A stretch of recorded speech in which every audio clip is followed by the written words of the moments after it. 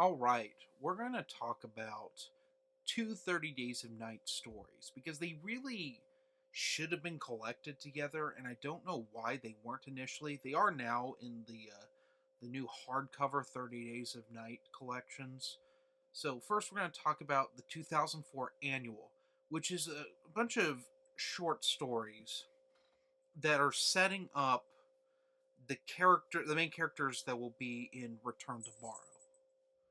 Um, it's nice. We get a bunch of different art in this, but it's very skippable. Some of it's kind of humorous, but others are it's kind of pointless. It should have just been part of the first issue. I mean, heck, one of the stories is panel for panel the same in issue one of Return to Barrow, so there is no point. Um, what would I rate this? About 3 out of 5. There are worse 30 Days of Night comics out there than this annual.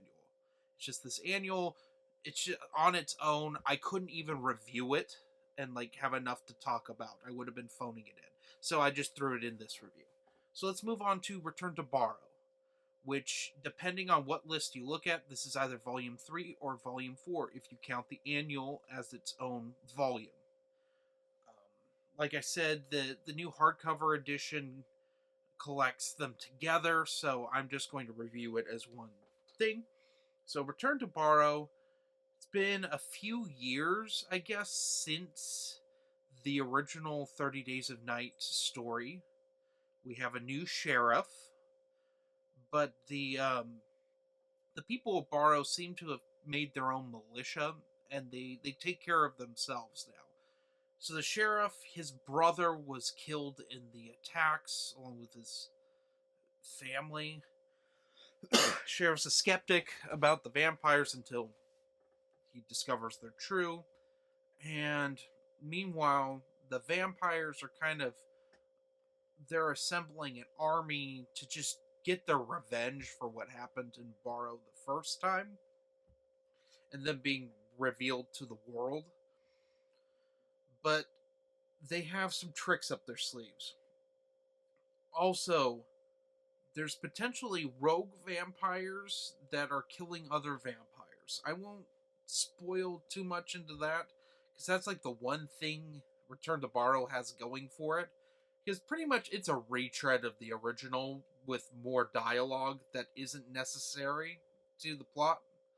Um, I do like the new sheriff, and his son. I like a few of the characters in this, but mostly they're cannon fodder. The vampires are interesting. We have the FBI agent from Dark Days is back.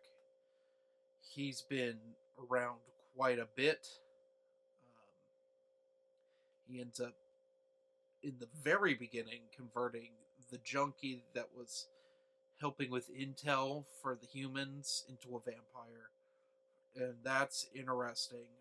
The angle of vampires are just disappearing because potentially other vampires is interesting. You're led to believe it's a certain character, but then it's revealed it's not him, which is kind of a shame.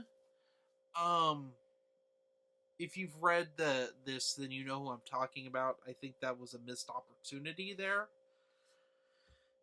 And we get some really cheap main character death in this that just is done for shock value and doesn't really add anything to the story.